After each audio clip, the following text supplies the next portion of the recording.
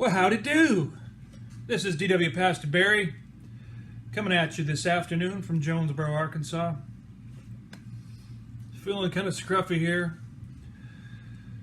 Need a shave. Hope you guys are doing well.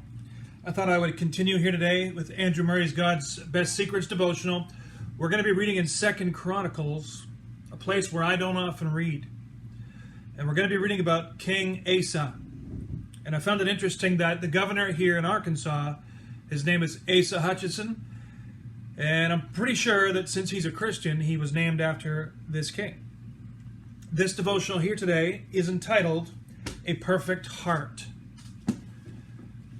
Can you and I have a perfect heart? What does it mean to have a perfect heart? Can we have a heart after God's own heart? Yes, because King David had that. So listen carefully, if having a heart after God's own heart means that it's perfect, then yes, you and I can have a perfect heart. Doesn't mean we don't sin. I'm not talking about sin. But having a heart that longs for God, that loves God, that seeks God, obeys Him, if that's what it means to have a perfect heart, then yes, there are Christians walking the earth right now who have perfect hearts. Just saying. Go to 2 Chronicles chapter 16. We're going to read the entire thing, and then we'll take a look at this short devotional here this afternoon. I hope you guys are doing well. I want to give some shouts out to Brother Benjamin and little Buddy, his kitty cat. Hope the kitty cat's doing well. And Brother Grayson, his sidekick. I was going to say something, but I had to bite my tongue there. Brother Carlos in Arizona, the Crossfire Warriors, six-pack, and all the sisters watching, Sister Opal, Tabitha, Kathleen, Sister Jolene, Sister Joyce and her coffee, and Sister Elizabeth Price over on the East Coast. God bless. Chapter 16, verse 1 of 2 Chronicles says, But in the 36th year of the reign of Asa, Baasha, king of Israel, went up against Judah and built Ramah, and did not allow anyone to come in or go out to Asa, king of Judah. Then Asa removed silver and gold from the storehouses of the house of the Lord and palace of the king, and he sent it to Ben-Hadad, king of Aram, in Syria, who lived in Damascus, saying, There is a covenant between me and you, as between my father and your father. I am sending you silver and gold.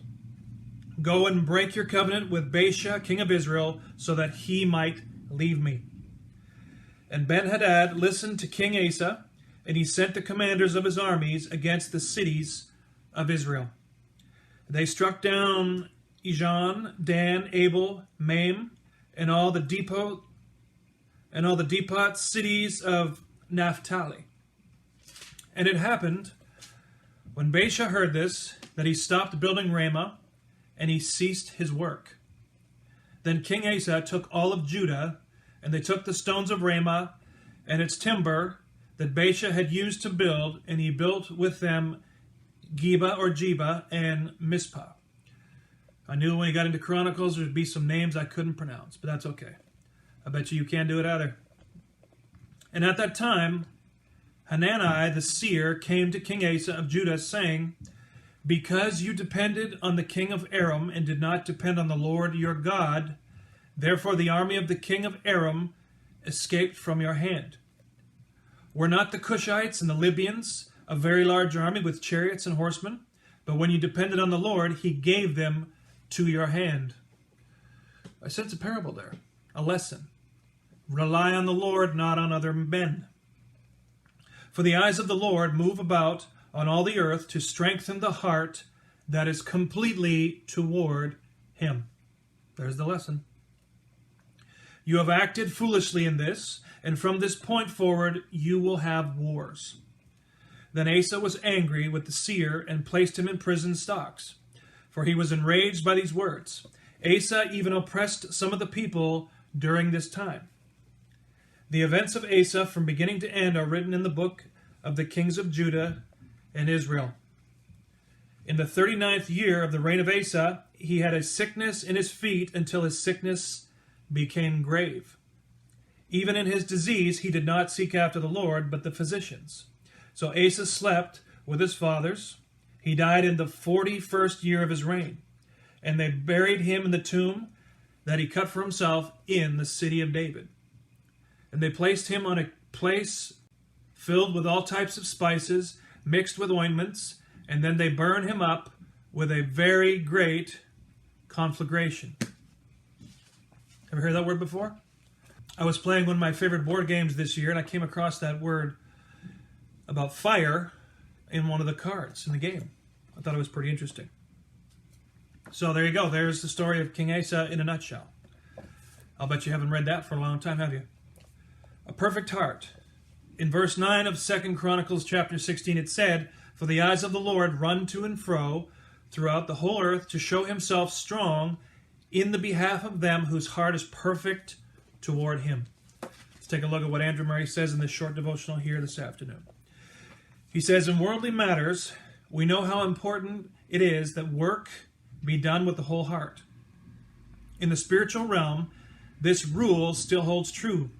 God has given the commandment, 'You shall love the Lord your God with all your heart and with all your strength.'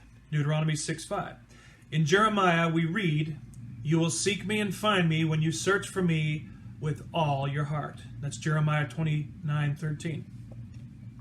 It is amazing that earnest Christians who attend to their daily work with all their hearts are so content to take things easy in the service of God. We dedicate so much time, effort, energy into doing our jobs so well, and then when it comes to God and being a Christian, we put so little effort in." He's right. They do not realize that, if in anything, they should give themselves to God's service with all the power of their wills. He's saying it should be the opposite. Give God everything, and then whatever is left, give it to the rest. In the words of 2 Chronicles 16:9, we are given insight into the absolute necessity of seeking God with a perfect heart. The eyes of the Lord run to and fro throughout the whole earth to show himself strong in the behalf of them whose heart is perfect toward him. So I want you to ask yourself, how's your heart condition? The condition between you and the Lord right now on a scale of 1 to 10. How is it? If it's below 10, seek improvement. What an encouragement this should be to us to humbly wait on God with an upright heart. We may be assured that his eye will be upon us and that he will show forth his mighty power in us and in our work. O Christian, have you learned this lesson in your worship of God, yielding yourself each morning, yielding your whole heart to do God's will? Pray each prayer with a perfect heart, in true, wholehearted devotion to him. Then expect, by faith, the power of God to work in you and through you. Remember that in order to come to this, you must begin by being silent before God until you realize that he is indeed working in secret in your heart. And in Psalm 69 and verse 3 it says, "I wait for my God." So while you're waiting, you might as well be still and listen to his voice too. "In the secret place of his tabernacle he shall hide me." Psalm 27 and verse 5. So that's why the Psalms are so important. They're so filled with wisdom, prophecy, encouragement. King David, especially in his Psalms, he vents a lot. A lot of Christians need to vent. You need to vent too.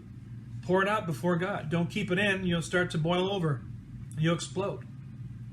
I'm reminded of what Watchman Nee said about prayer. Praying is like laying railroad tracks out so the train can get there. God is not able to accomplish a lot of things simply because his people aren't praying. The trains of God, so to speak, can't go out to those places until the church prays and lays down the foundations of prayer. Why not lay down a foundation of prayer in your own life? Is your heart perfect before God? It can be. So I encourage you to seek that out. Seek God out with your whole heart. He's waiting for you. He's waiting just to spend time with you. Even if you want to complain. But at least if you turn to God for the answers, go ahead. Pour your heart up to God. He wants to hear your frustrations. He's got big shoulders Old Papa God can take it. Don't worry. So guys, be encouraged by that.